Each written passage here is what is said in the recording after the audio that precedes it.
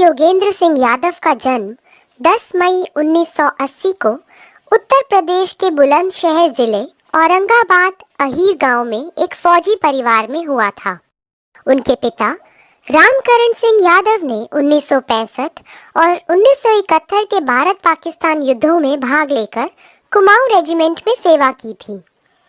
पिता से 1962 भारत चीन युद्ध और 1965 और 1971 के भारत पाकिस्तान युद्ध की कहानियां सुनकर बड़े हुए दोनों भाई भारतीय सेना में भर्ती हुए। इनके बड़े भाई जितेंद्र सिंह यादव भी सेना की आर्टिलरी शाखा में हैं। यादव 16 साल और 5 महीने की उम्र में ही भारतीय सेना में शामिल हो गए थे। इनके छोटे भाई एक बहुराष्ट्रीय कंपनी में कार्यरत हैं। जब कारगिल का युद्ध शुरू हुआ वर्ष 1999 में, तब योगेंद्र शादी करने के लिए अपने घर छुट्टी पर आए हुए थे। 5 मई को उनकी शादी थी और 20 मई को वापस जम्मू ट्रांजिट के अंदर पहुंचना था। तो पता चलता है कि उसकी बटालियन, जो कि कश्मीर वैली के अंदर उग्रवादियों के ऊपर एक ऑपरेशन चला रही थी, वहां से उठा करके द्रास सेक्टर में भेज दिया गया है। 22 मई को वो अपनी यूनिट को ज्वाइन करते हैं और अपने यूनिट के साथ 22 दिन तक पहाड़ी के ऊपर लड़ाई लड़ते हैं।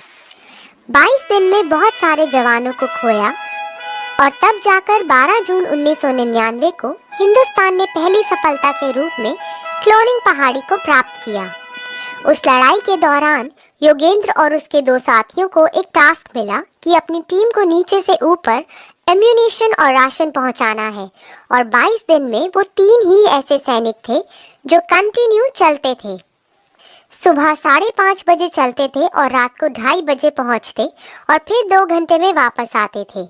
इसी काम की बदौलत तीनों सैनिकों की एक नई पहचान बनी कि ये तीनों लड़के फिजिकली और मेंटली बहुत ही स्ट्रांग हैं।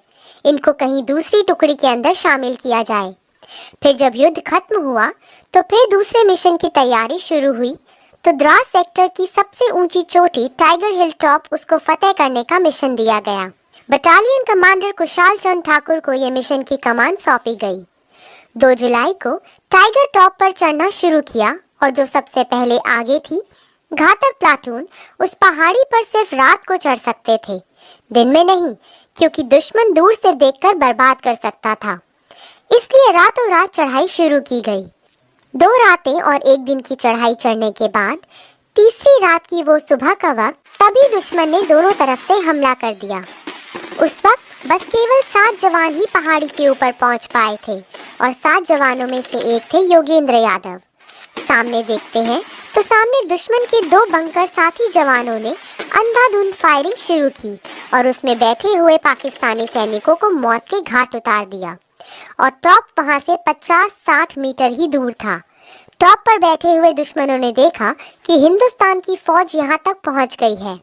फिर दुश्मनों ने अंधाधुंध फायरिंग, गोला बारूद से हमला कर दिया। फिर 7 जवानों ने सोचा कि मरना तो निश्चित है, क्यों ना ज्यादा से ज्यादा दुश्मनों को मारे। फिर सैनिकों ने कदम आगे बढ़ाकर उनके मोर्चे से उन पे ही फायरिंग शुरू कर दी। 5 घंटों तक 7 जवान उनसे लड़ते रहे। 5 घंटों के बाद फायरिंग रोक दी क्योंकि एम्यूनिशन बहुत ही कम बचा था।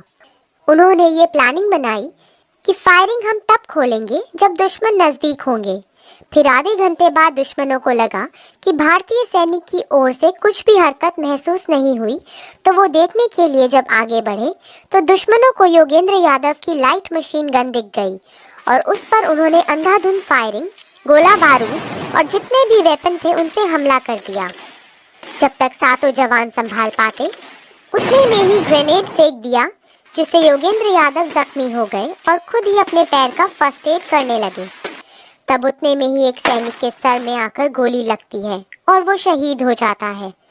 दूसरा सैनिक उसे उठाता है तो उसे कंधे में गोली लगने से वो भी शहीद हो जाता है। फिर दुश्मन ने तीनों तरफ से आकर बाकी बचे साथियों को घेर लिया और गोली दागनी शुरू कर दी और एक ही पल में सब कुछ खत्म हो गया। दुश्मनों ने जब भारतीय सैनिकों को रीचेक किया तो उन्होंने गोली मारनी शुरू की। तो पहले वाले को, फिर बगल वाले को, फिर योगेंद्र को 3 गोलियां मारी। धुआं निकल रहा था, दर्द हो रहा था, लेकिन योगेंद्र उस दर्द को चुपचाप सहते रहे। फिर जब दुश्मन गोली मारकर चले गए, उनको यकीन हो गया कि उनमें से कोई भी जिंदा नहीं है। फिर दुश्मन ने दोबारा से गोली मारनी शुरू कर दी, हथियार उठाने शुरू कर दिए। जब योगेंद्र की छाती पर राइफल करी तो उसे लगा कि अब नहीं बचूंगा। फिर दुश्मन ने गोली चला दी, लेकिन शर्ट की जेब में उनका पर्स था और पर्स में 5-5 के कुछ सिक्के रखे हुए थे।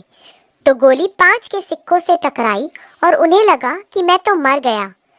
तभी एक पाकिस्तानी सैनिक का पैर उनके पैर से टकराया तो उसे महसूस हुआ कि मैं अभी जिंदा हूँ। और तभी योगेंद्र ने ग्रेनेड निकाला और दुश्मन पर फेंक दिया। फिर एक हाथ से राइफल उठाकर फायरिंग शुरू कर दी और 3-4 जगह से योगेंद्र ने फायरिंग की। कुछ दुश्मनों को ढेर किया, कुछ को लगा कि पीछे से हिंदुस्तानी फौज आ गई है और उनमें खलबली मच गई। वे वहां से भाग खड़े हुए। योगेंद्र रेंगते रेंगते लुढ़कते लुढ़कते पहाड़ी के नीचे अपने साथियों के पास पहुंचे तो उन्होंने बताया कि हमारे तमाम साथी शहीद हो गए और अभी आपके ऊपर हमला होने वाला है। इतना कहकर वे बेहोश हो गए और 3 दिन के बाद जब उन्हें होश आया तो देखा कि वे 92 बेस हॉस्पिटल श्रीनगर में हैं। तब तत्कालीन सेनाध्यक्ष जनरल वेद प्रकाश मलिक वहां पहुंचे और योगेंद्र सिंह को देश के सबसे बड़े सैन्य पुरस्कार के लिए जानकारी दी और बधाई दी। तभी पता चला कि उसी रात उनकी टुकड़ी ने दुश्मनों पर दोबारा से हमला किया और टाइगर हिल टॉप पर विजय प्राप्त की। लगभग 16 महीनों तक इलाज चलने के बाद वो ठीक हुए। फिर सेना में सेवाव्रत हुए।